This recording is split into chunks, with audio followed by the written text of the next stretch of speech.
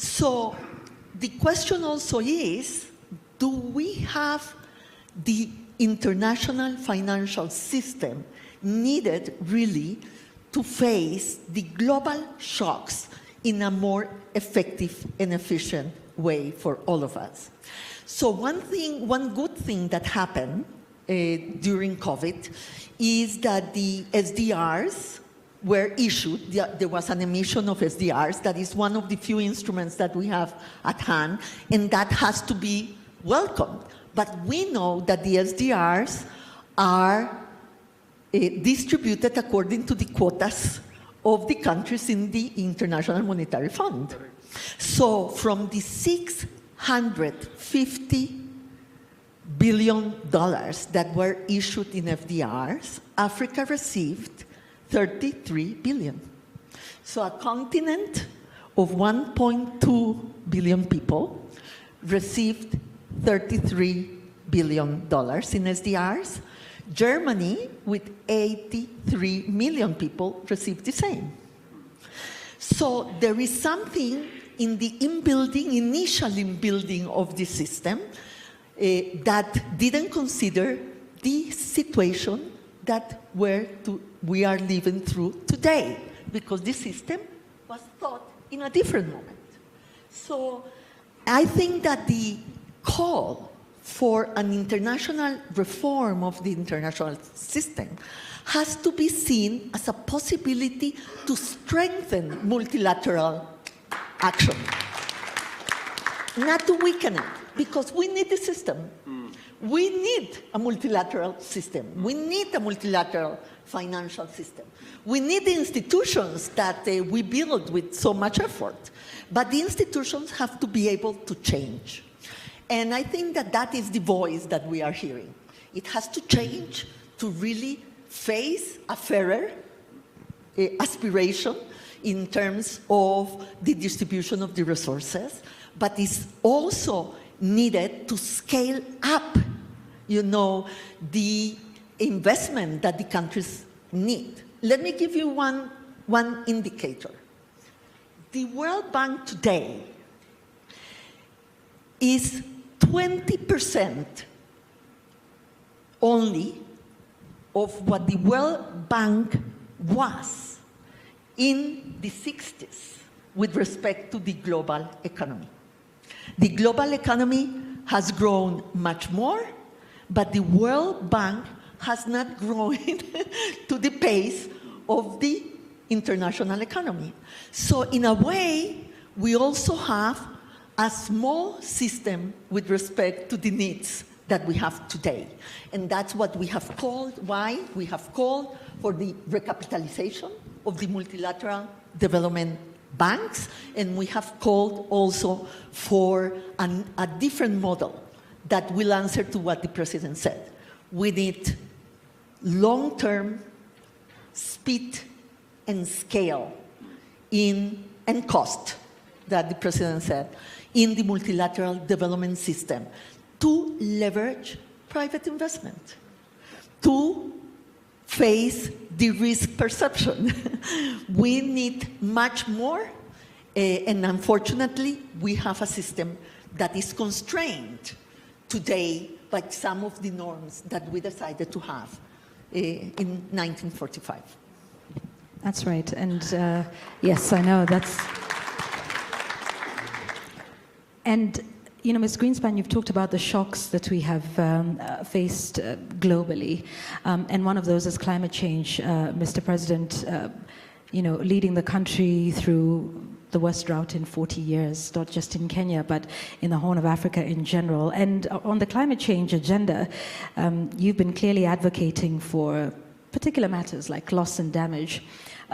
So talk to us about reconciling Africa's development needs and the climate action agenda, even as the continent continues with its quest towards industrialization, there is the negative effects of climate change. So talk to us about how you reconcile both needs, the climate change agenda and development of the continent and Kenya.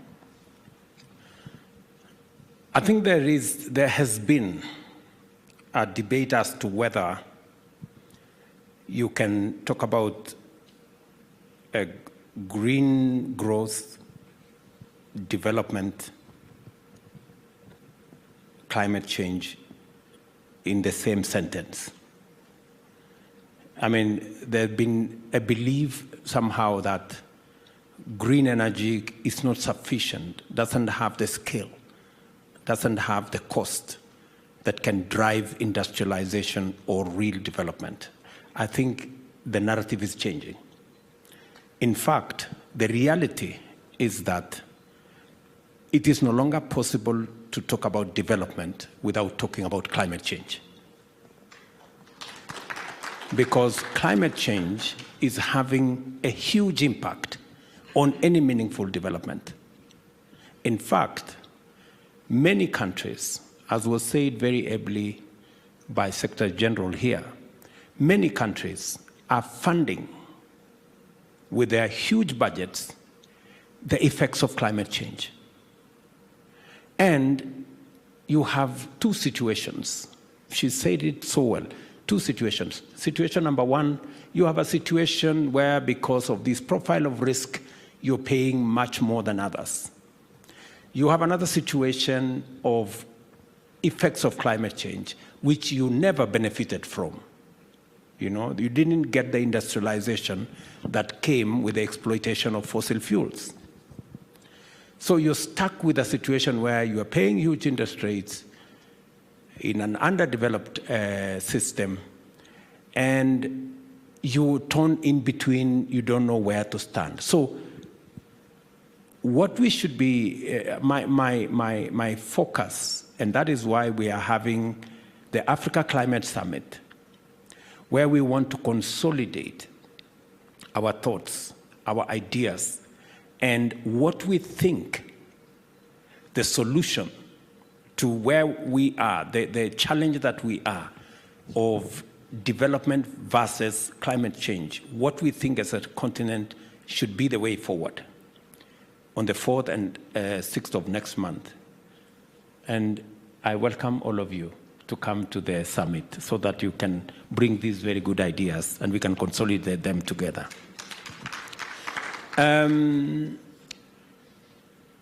Because of the inevitable, and it's now a confirmed reality that Africa is home to the largest reserves of green energy. Africa is also home to the minerals, actually almost 40–45% of all the minerals required for green transition. And therefore, with that kind of situation, green growth will be most viable in this continent. And development around industrialization, around manufacturing, will now make a lot of sense where you have the largest reservoirs of green energy, and that is in this continent. And therefore, going into the future, green growth, green industrialization, green manufacturing, the genuine natural home will be in Africa. And that is why we are pitching that if the reality is, and I think we all now agree that it is not an option anymore unless we do not want to have a home for all of us. If we continue the fossil fuel trajectory, we will burn this home, this earth, and it will burn for everybody. It will not burn for the global south and leave the global north, or burn for the global north and leave the global south. We are on these together, you know, so we better act together. And that is why we've taken the position that we do not want the old narrative of finger pointing. We want to solve this problem together. The global south and the global north together. How are we going to do it together? We have renewable assets. We have green energy. We have green minerals. We can provide green industrialization. What we don't have in abundance is financing and technology. We can have a win-win outcome if we bring Global South green energy resources, Global South green energy, Global South green minerals, and we bring Global North technology and Global North financing. We will come out with a win-win solution instead of the endless quarrel between the North and the South. That is the proposal we intend to bring. And we do not want to come to the table with a blame game situation. We want to come to the table with solutions.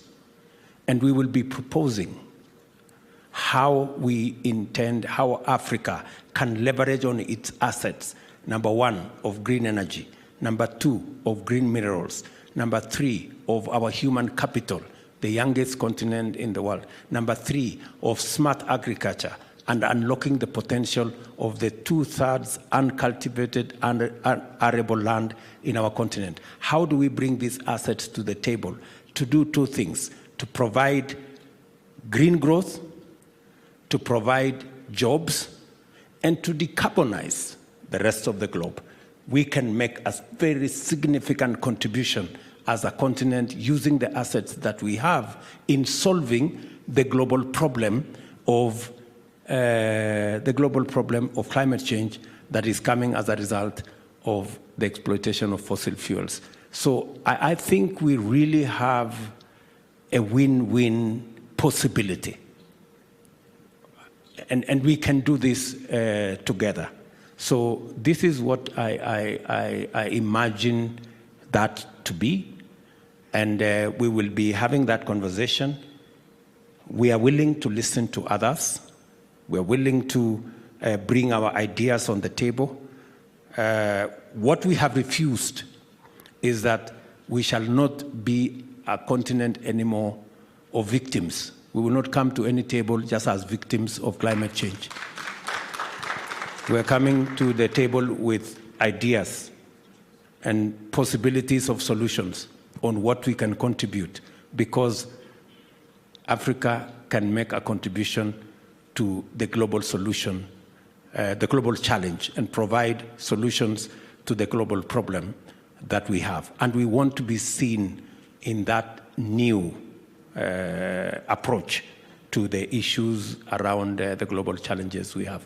And I did say, for example, we need to look at alternative sources of funding. We appreciate that there are limitations, as was said by my sister Greenspan here. There are limitations of the current financial institution. There are limitations with the World Bank. There are limitations with the IMF. There are limitations with multilateral banks.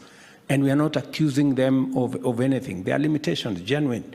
Maybe they are 20%, as has been said, of what they were. Maybe the magnitude of the financial challenge that we have as a globe goes beyond these institutions. How do we develop other capacities? How do we raise more resources? And that is why the conversation about carbon tax is no longer a sterile, it's no longer a sterile proposition.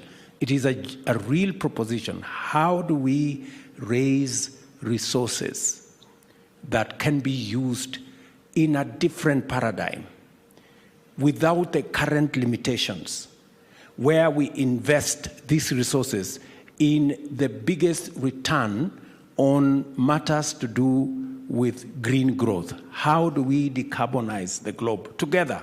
If the best opportunities are in Africa, let us invest in Africa.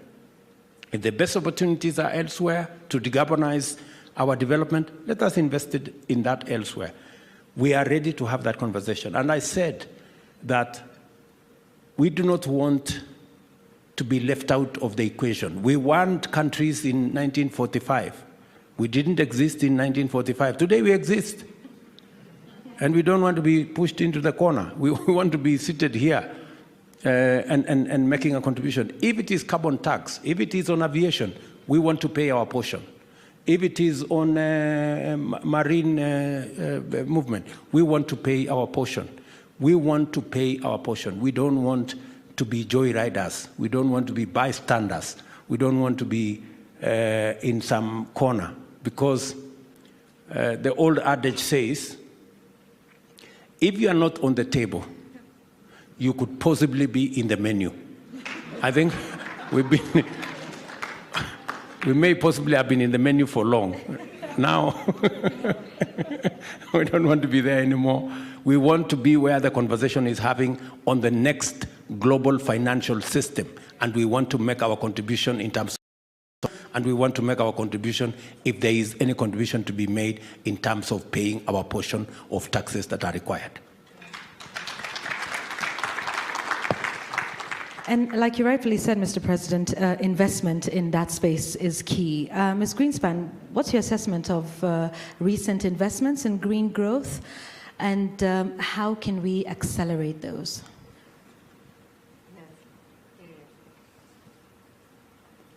Yeah. Let me say, you remember that movie that was the good, the bad, and the ugly? We have all of that at the same time. Yeah. The good news is that investment in renewable energy is picking up. Yes, and has been growing for several years, and that is good news. The bad news is that only 2% of the total investment in renewables in the world is coming to Africa. Damilola, you are in these numbers every day, yes? So you correct me if I say something wrong. But only 2% of the total renewable energy investments in the world are coming to Africa. So it's true that there is an appetite in the private sector for renewable energy. The problem is that the investments are happening only in certain countries, and many countries are being left behind of that investment. So the question is, how do we make two things at the same time? How, like the President said, do we scale up investment, especially in the energy transition that is key for the climate change goals, especially in the developing countries, because we won't get to the targets set in Paris unless that happens in the developing world. And second is how we not only scale up that investment, but we make it happen at a sustainable cost and path for the countries. What we have done in our investment report is to show that the most effective and cost-effective way to do that is with the combination of private investment with multilateral banks and government policy intervention. If you have the three, you can get better projects and better financing cost for the projects to make it happen. So we go again to the conversation of before. What are the instruments that the multilateral development banks can put forward to leverage private investment, de-risk investment in renewable energy in our countries, and make it happen not only with debt, but also with equity and with investment in our countries, because we know that debt has also a limit to which it can get. So we need it to leverage private investment. We cannot get the scale only with multilateral development banks' money. We need the private sector to be part of the equation. And we need the policy frameworks in the countries to make it possible and to have the right models for the renewable energy investment to happen. So we need loans, we need equity, and we need de-risking instruments for making it happen. Let me just refer to one point that the President said, that is, I was part of the high-level panel for the first Financing for Development conference that happened in Monterrey And I was part of the panel that, that Kofi Annan put together. And in that report of the high panel, that was an advisory panel to the conference, we proposed a carbon tax already then. That was 2001. Because we know that obviously if you have the pricing of carbon right, and you have a tax on carbon, so you have a universal instrument, as you are saying, President.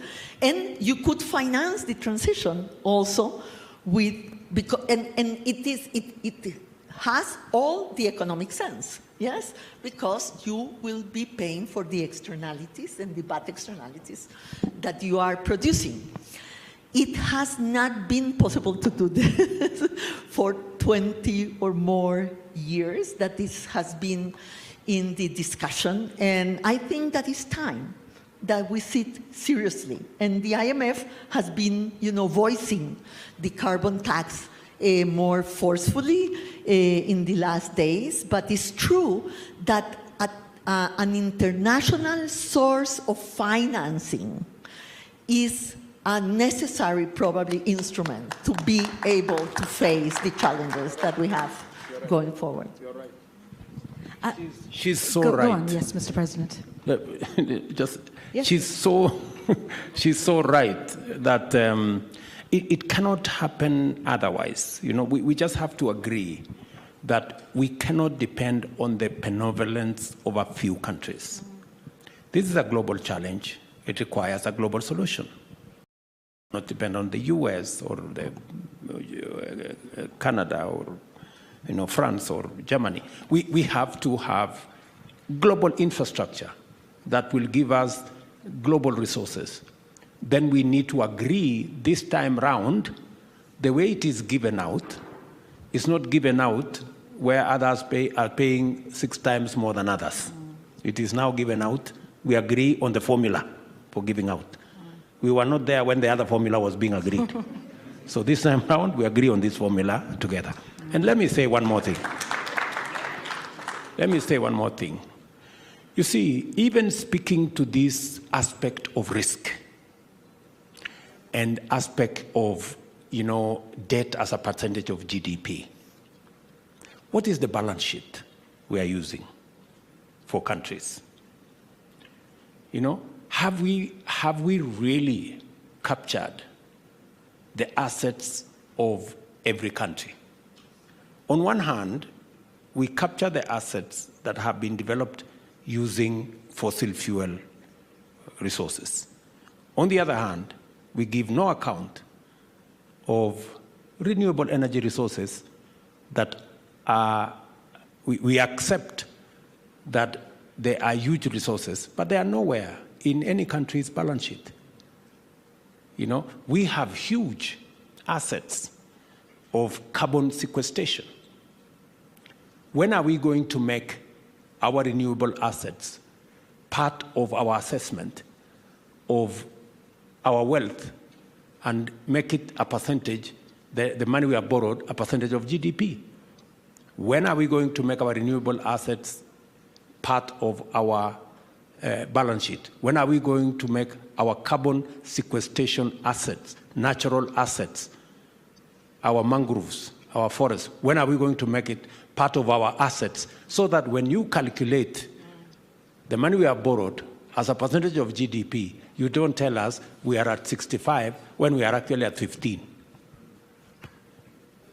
It means we can open up a lot of fiscal space if we were assessed appropriately with all our assets. It's another conversation we must have. I have talked to the Africa Development Bank on this subject, and they are the ones actually who are telling me, look, I think there is a conversation we should have. And we should do this without all these geopolitical pushes here and there. We do not think, and I insist that we shouldn't be having this quarrel between the West, the South, China on the other end. We're all part of the same equation. And it's not also going to be fair for anybody to be asked to choose friends. That you cannot talk to the West and talk to China at the same time. I mean, that would be very unfair if anybody were to require of us that, or to try and choose friends for anybody. I think we just need to be fair. Let us look at a global problem. Let us have a global solution, including everybody. China must be in the equation. Our brothers and sisters from the global south, those of us from the continent must be in the equation. Of course, our brothers from the global north must be in the equation. Let us have a conversation about how to solve this problem together. Because in any case, when it finally, I don't want to use the not so good words, when we are in this together, and everybody is going to, I didn't want to say when the shit hits the pan, because I'm told it's unpresidential. So we will all be in it together. So it's better we leverage on all our assets. What China can bring into the equation, let's get China to bring into the equation. What the West can bring into the equation, let us bring it into the equation. What we as a continent can bring into the table, our assets, our renewable assets, our green minerals, whatever it is that we can mobilize, our agricultural farms and all our human capital, whatever we can bring to the table, let us bring to the table and solve this global problem together. Thank you, Mr. President. The final question I have for us here before we go out is, Mr. President, Ms. Greenspan, you know, we've got members of the private sector here. And, you know, in the spirit, Mr. President, of everyone working together towards, you know, a single solution, private sector can certainly not be left behind in that aspect. I will begin with you, Ms. Greenspan, and then I will come to you, Mr. President, just on the issue of access to finance for the private sector and how this can be facilitated better. Yes, let me speak mainly about access of the small and medium-sized enterprises to finance, because they are the ones that have more difficulties, yes, to be financed, and especially when we are talking about the global value chains and being part of the global value chain, if we want an inclusive development. So we need to be able to give access to finance to the small and medium-sized enterprises to participate in the global value chains.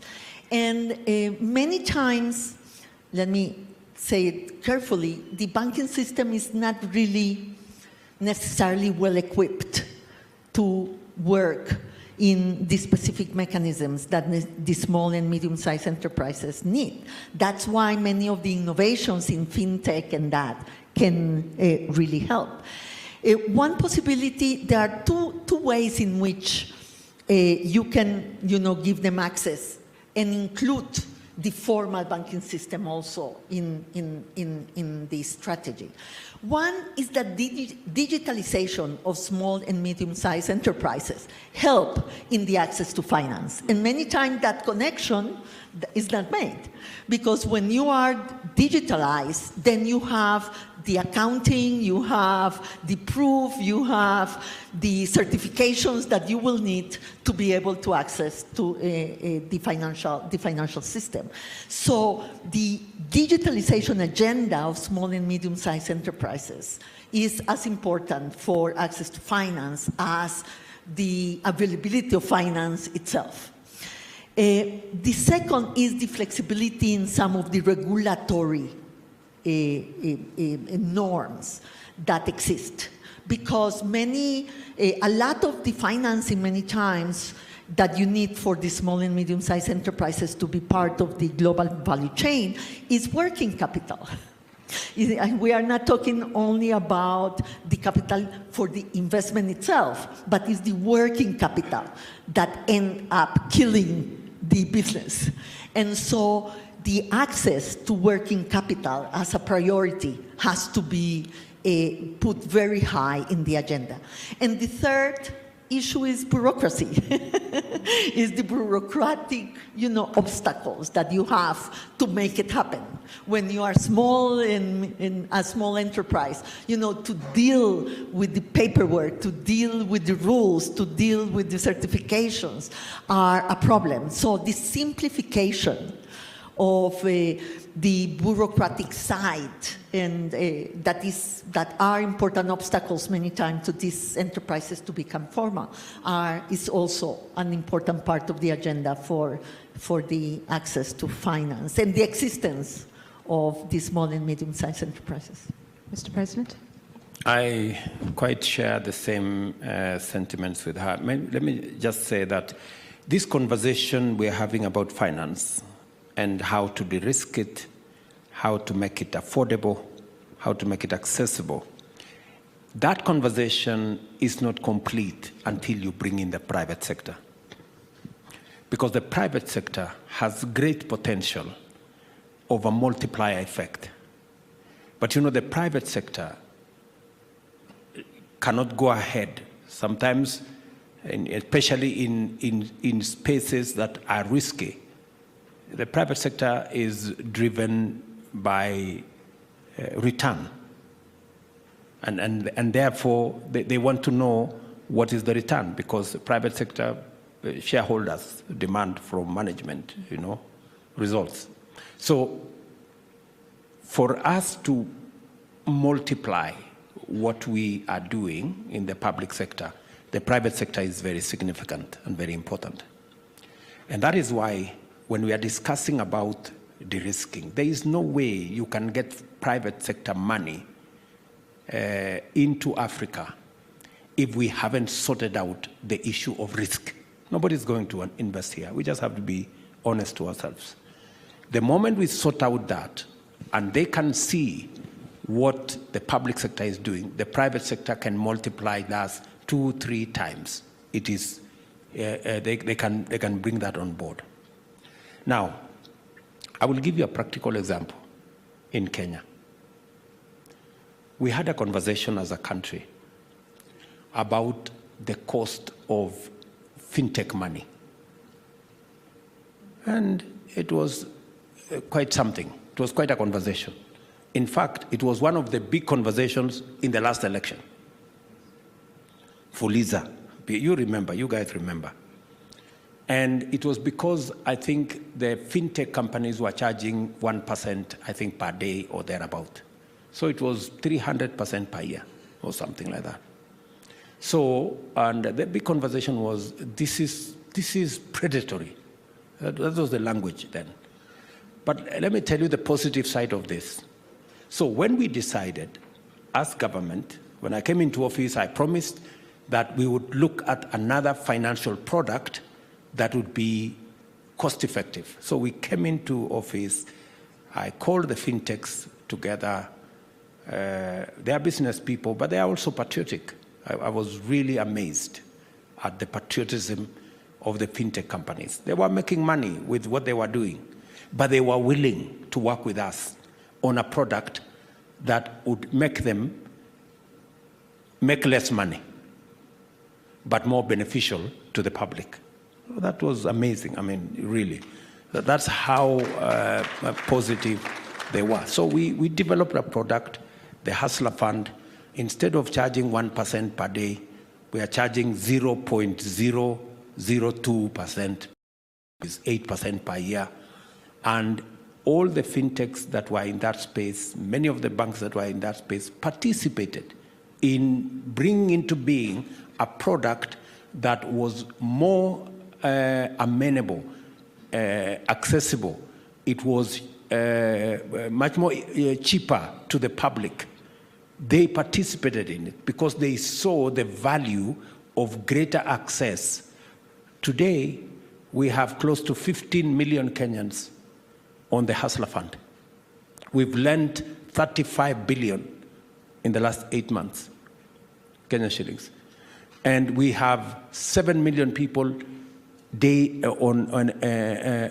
almost daily in that space. So, and the same private sector that was participating in the predatory one, if I may call it, are participating in this one, and they are supporting it. So that tells you how the public sector can influence the private sector to do the right thing, to bring down the cost from what it was to what it is. And that is how I could explain that if, as the public sector, we were to de-risk the space around financing, we would leverage more resources from the private sector once they see what we are doing in the public sector. So my conviction is that the private sector is an important player in this equation we are having around financing and the climate change and especially financing for those of us in the global south that we feel a bit disadvantaged. Thank you, Mr. President. And indeed, you know, the MSME sector has been identified as a key driver towards building back better from the COVID-19 pandemic. Ms. Greenspan, Mr. President, if you allow me, I want to go out and engage the members of the private sector who are here. I am still here, I am available, and both of you can definitely weigh into the conversation that we are having here. Mr. President, I just want to carry on from that trend of providing finance. And one of the things that you have also been keen on spearheading is availability of information, for instance, you know, the cost of credit tool. I'm looking for financiers in the room. Mr. John Gashora is here, the Group Managing Director from NCBA Bank. Perhaps, Mr. Gashora, you could speak to us about, you know, access to information and how that has changed financial access, particularly to the small and medium enterprises in Kenya. Thank you, Yvonne. Thank you, Your Excellency, and thank you, Secretary General. I think one thing, Your Excellency, you did not say is that on the Fuliza side, you also challenged us to revise the pricing, and I think we came through. So thank you for throwing that challenge to us and making us see what we should be doing as a multiplier to what the public sector is doing. I think to your question about total cost of credit, I want to talk about three things because they all relate to that total cost of credit. So first of all, for those who don't know, the total cost of credit is a tool that was developed between the banks and the regulator, the central bank, through which SMEs and other customers can compare pricing of every loan that they want to take from a bank. So today, you just go to a website and you look at the pricing for the product that you want to take, and all of us as banks give our information. But that really works in conjunction with something else that was developed when our ABOC, as for Treasury, was governor, which was Credit Information Sharing Program. And that was put in place so that, again, every SME, every individual can get their credit performance information being made available to other financiers.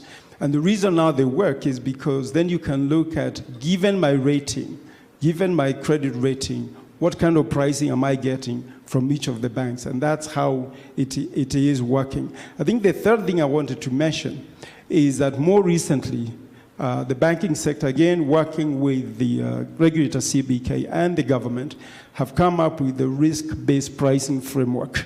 And the idea is, again, to be able to go from this is my risk rating, this is given my risk rating, this is how my bank is pricing me, and given what my bank is pricing me, this is what the market, other banks would be pricing me.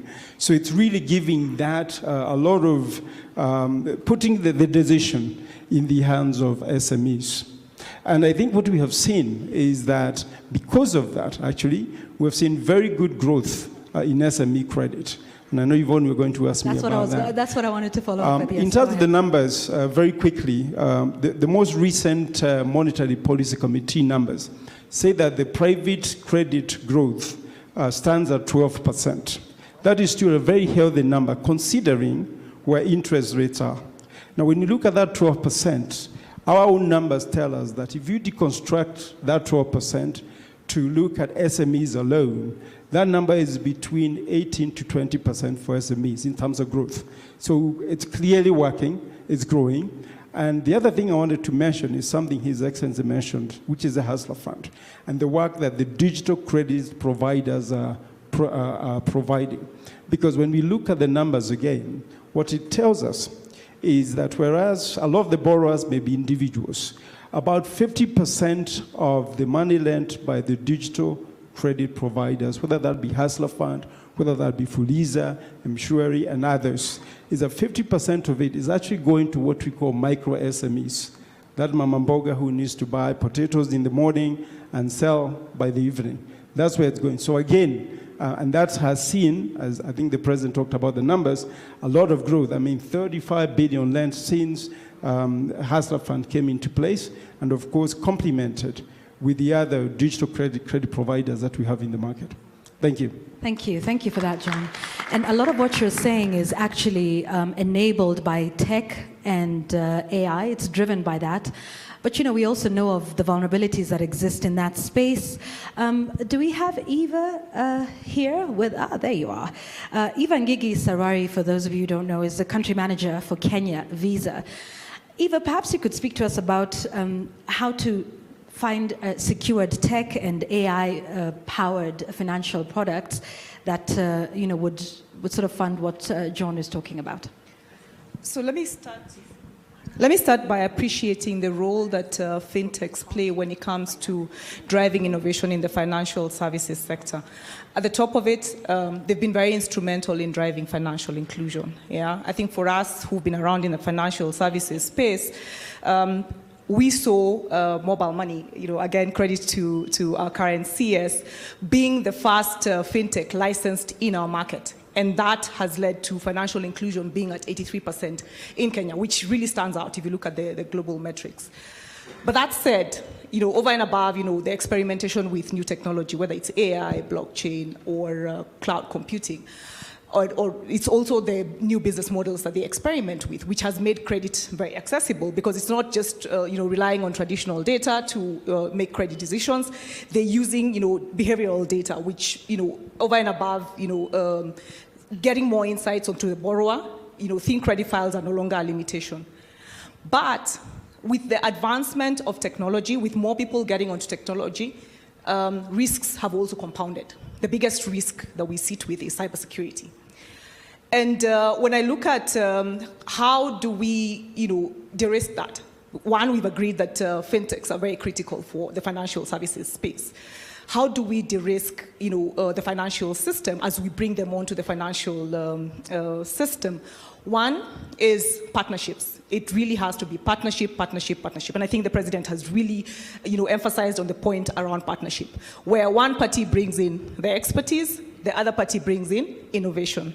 So for us, you know, utilizing, I mean, for a network that processes 67,000 transactions per second, you know, technologies like AI are extremely important. So we've seen AI evolve over time. So whether it comes to, you know, risk scoring of the payment, whether it comes to, you know, identifying, you know, the various aspects of that payment to see whether it's really a clean payment, whether it's, you know, a system that really looks at it from a threat point of view. Every system that's coming into that network is treated as a threat and, you know, screened as such. The second one is making available these technologies, right? For us who are a fintech and have been here a lot longer and have had the chance to learn and invest, you know, making it easier for the fintechs that are coming in to adopt similar frameworks, right? So whether we are, you know, providing mentorship, investments, strategic partnerships, that's also a model that would be successful. And then lastly is the common responsibility, you know, through progressive policies, through, you know, frameworks that are inclusive, right? So I wouldn't say there's a single way of doing it. There's the three I've listed. I'm sure there's much more, and that's why we're having this dialogue.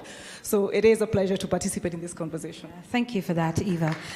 And you've talked about that financial technology, and I'm wondering if it has met its purpose, which is in terms of enabling a critical pool of resources that then helps SMEs to scale and to access the global supply chains that we're talking about. Mr. Habil Olaka maybe can speak to the issues. Is on the far end of the room, if you can catch him. There you are. From the Kenya Bankers Association, I know Eva has been talking about partnerships, and being the Chief Executive Officer of the Kenya Bankers Association, do you think financial tech has enabled SMEs to scale and access the global supply chain system? Yeah, I think maybe I can start from the point that His Excellency the President mentioned about... Yeah, could you just move it up a little bit? It's working. Just move it up a little bit. Yeah. Oh, am I audible? Let's help you with another one. That's better. Yeah, maybe I can start from the point that His Excellency the President mentioned about, on the conversation about the Africa Continental Free Trade Area, and the mention of the fact that that's where our markets really lie. And I think for that to become a reality, I think there's got to be a transformation of the financial system. It has got to come up to scale. And I think one of the areas in which this can be done is by, for example, providing the short-term financing, facilitate the trade cross-border. Also the long-term financing for purposes of financing the tradable goods and services. But then also we need an effective cross-border payment system. Now, for the purposes of getting these products short-term, long-term financing, I think one of the biggest challenges has been the scale. And the local players, I think, are not having the necessary capacity to be able to come up to scale and support the cross-border trading that is so much the objective of the Continental Free Trade Area. Now, one of the ways, we have got the players like, for example, the Pan-African regional institutions, the regional bodies, and I'm talking about the Africa Development Bank, I'm talking about Afrexim Bank, who can actually partner or get into arrangements with the domestic institutions that are playing on the continental space to be able to structure financial products that can be able to meet that gap. Now, when you talk about, for instance, the developing the payment system across cross-border payment system, I think one of the critical things is the fact that we need this cross-border payment system to be efficient and effective. And for this to be achieved, a number of things will need to be put in place. For instance, the banking system will have to be aligned across. We have got to develop the necessary policies that will actually be able to support minimization of the transaction costs. And then something critical is the fact that we'll have to get some consensus on the settlement currencies to be used across the cross-border payment systems, because that's a critical element. Whenever there is transactions across different currencies, there is always the exchange loss that becomes a major issue.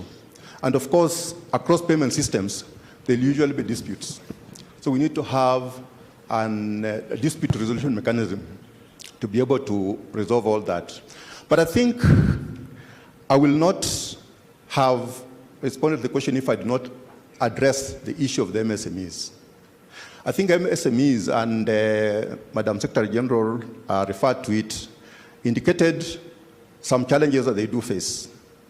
And I think I would like just to add one more to that, in the sense that I think most of them would need to come to the table in terms of facilitating or taking advantage of this Africa Continental Free Trade Area. And actually, they should be the ones who are being fronted as the major beneficiaries and being able to support the cross-border trade. Now, for them to be enabled, I think one of the things that we need to do is capacity building, and then provide the incentives.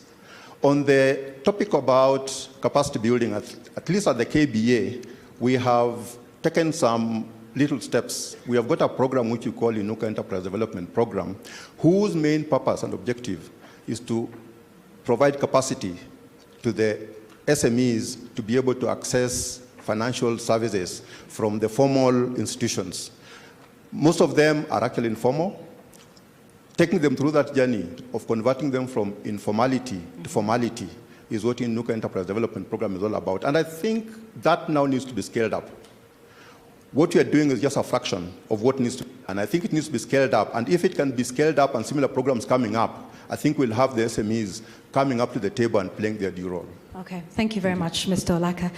Ms. Greenspan, Mr. President, I know you've both had a very long day. Allow me to just indulge one more, because I think it's important for us to talk about, the production of raw materials, value addition, and the exportation of the same. Ms. Mbathi, who's the Chief Executive Officer of Two Rivers International Finance and Innovation Center.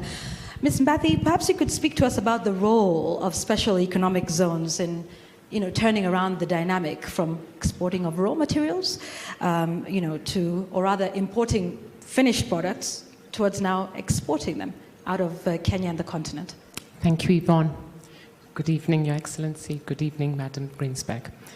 So special economic zones can offer a very conducive environment for investors. And indeed, these are special ecosystems that are created through government support. And they allow for simplified custom procedures, tax exemptions, streamlined regulations, and improved infrastructure and access to utilities.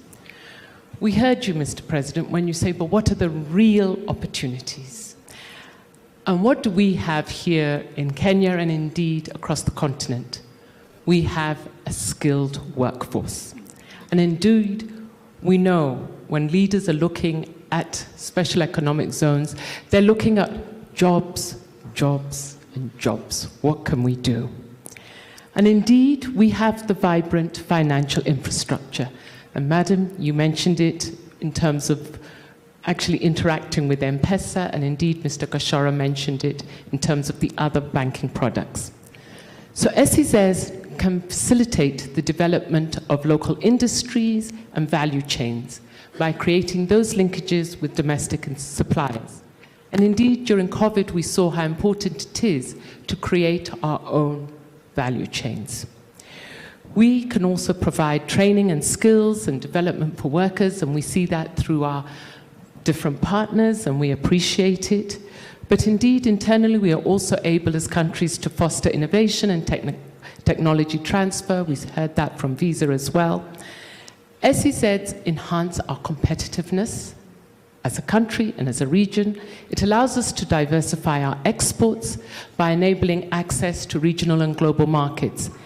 And indeed, sir, we've seen that when we look at the apparel industry here in Kenya, and indeed our exports through AGOA to the US. So reducing trade barriers, costs, and promoting quality standards and certification is very important. But I can't sit next to you without talking about sustainable development goals and how we incorporate environmental standards and social safeguards. This is also very important. And green technology.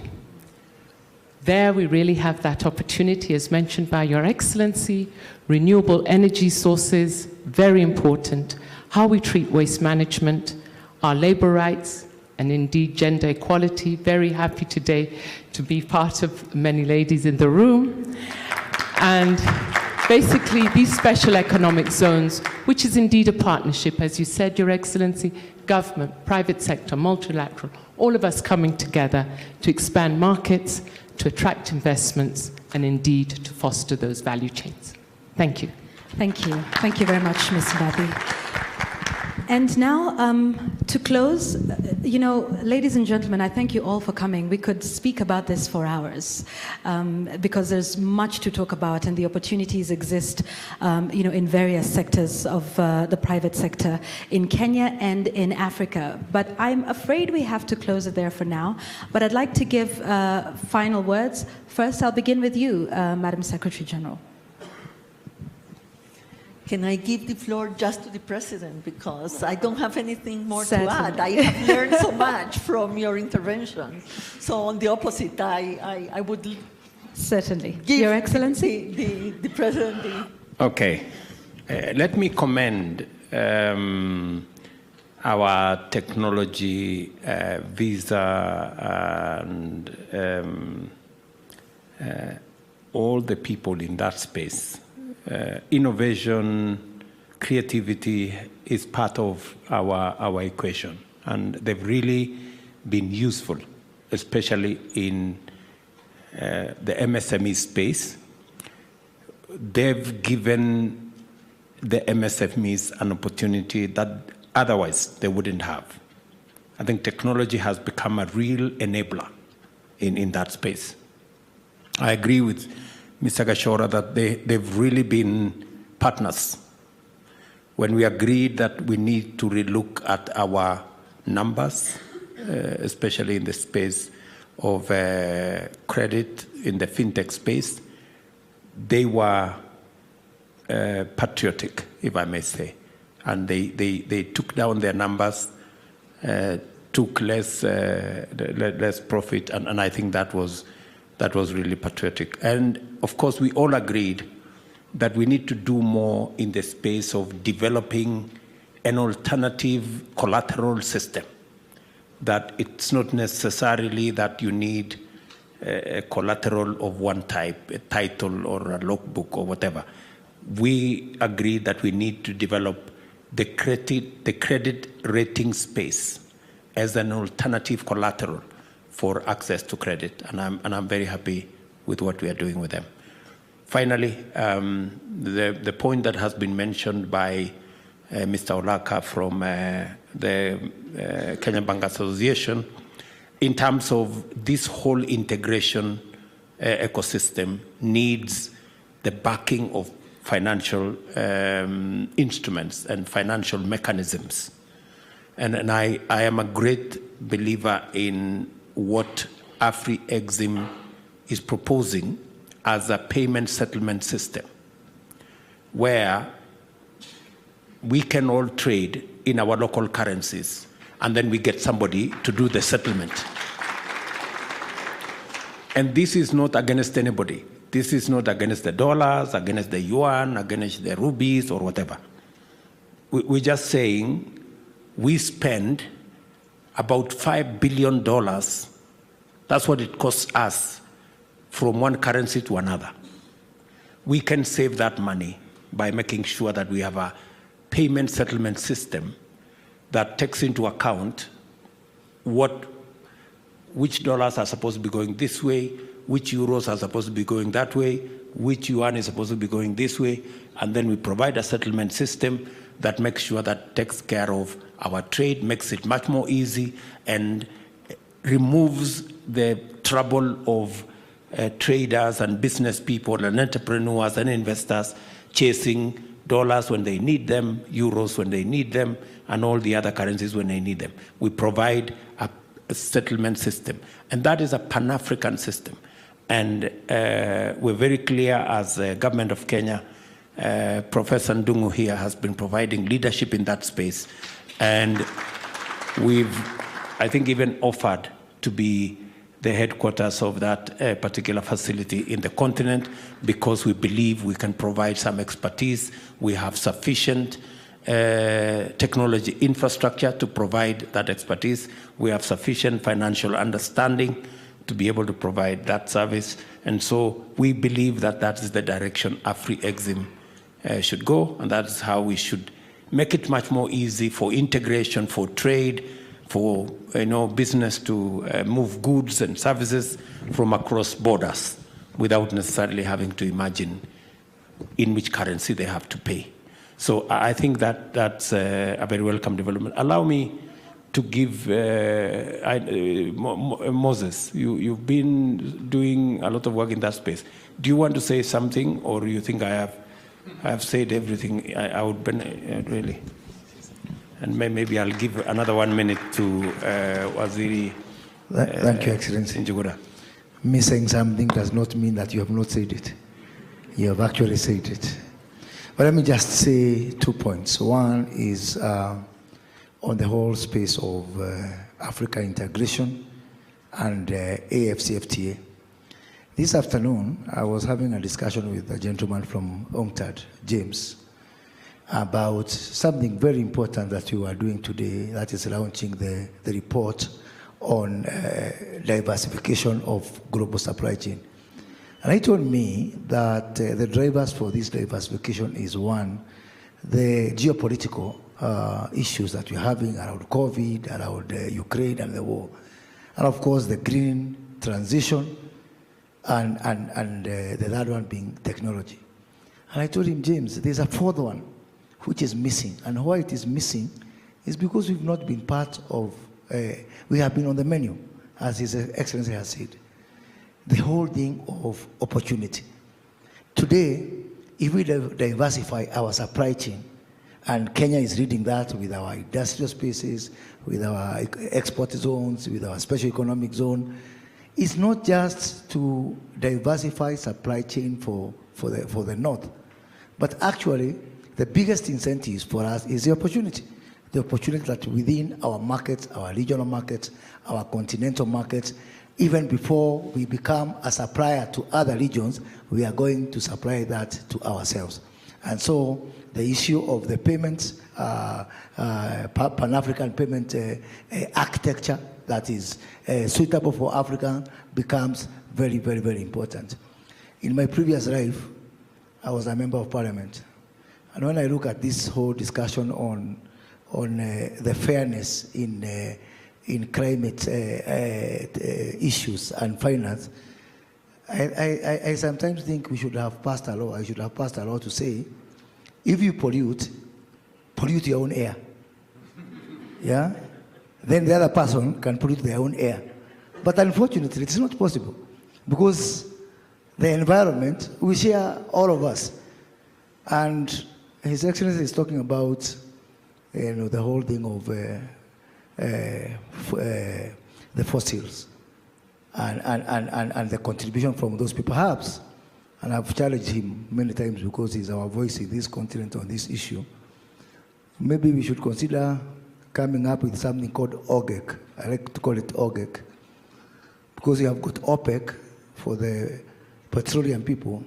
Should we have OGEC for the green, so that we can have organization of the green exporting countries, so that costing the balance sheet issues that His Excellency is talking about can have a voice, so that as they meet in Vienna to talk about the fossils, maybe we can be meeting in Nairobi to say this is a cost and this is a valuation of our green assets. Finally, let me touch on the whole issue of pricing, and I'm speaking now as a former banker. Your Excellency, I was having a conversation with the World Bank last week, and they sent me to you. And they said, ask the President to be a little bit magnanimous and generous, and not fall into the temptation of being selfish. And I asked them why. They said, by our own definition, the best credit score in the Republic of Kenya is a credit score that has been generated by the Hustler Fund. I said, can you ask the President to see, is there any way the credit scores coming from the Hustler Fund can be used universally by everybody, including banks? Because, for me, this was a little bit surprising, because World Bank, with its many years of experience working even with you guys in financial institutions, did admit that the true credit score for the Republic of Kenya is on something that is barely 6 months old. And that, to me, is a serious indictment of the way we price risk, both domestically, and maybe if you could be generous and allow World Bank and these banks to use the credit scores coming from the Hustler Fund, maybe we need to give it to the international financial architecture. Maybe you're asking for a solution and we have the solution. Thank you, Excellency. Thank you. Thank you, Cabinet Secretary. I will invite you to the climate summit. You can propose. Those are some of the ideas we want to bring on the table. Thank you very much. Professor Ndungu, do you want to say something finally from? Thank you very much. Thank you very much, Your Excellency. And mine, I think, Madam Greenspan, mine is maybe to add the note with the development infrastructure. This is, we can talk about the other side of financial system, but we have to talk about the physical infrastructure, which becomes very, very important. And that infrastructure lowers transactions cost for private firms, for small firms, for MSMEs. And once because they're transactions heavy, so the infrastructure is very, very important.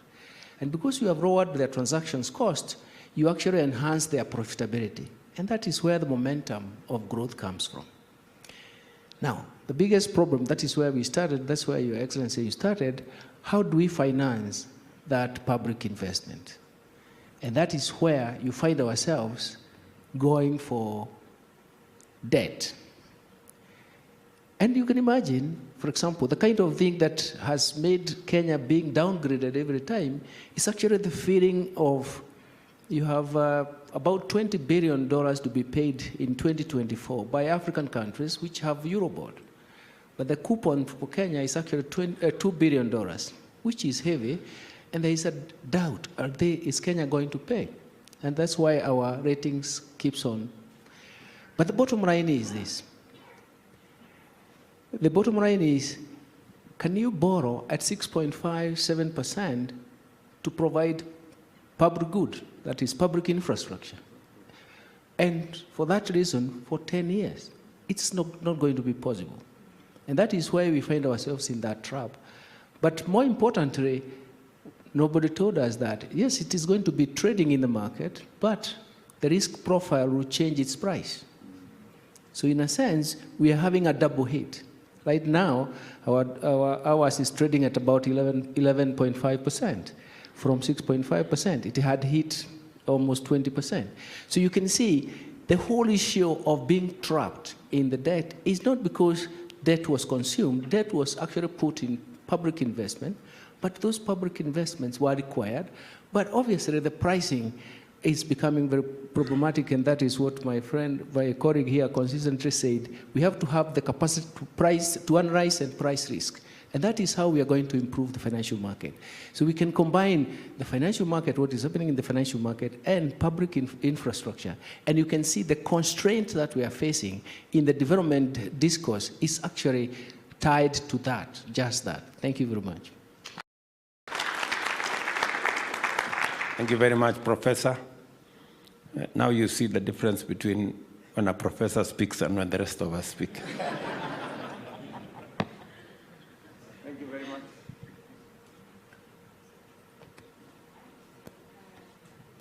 Thank you very much. Mr. President, thank you very much for your time. We really do appreciate you being part of this important conversation. Madam Greenspan as well. Your Excellency, Asante Sana, you may take your seats. Thank you.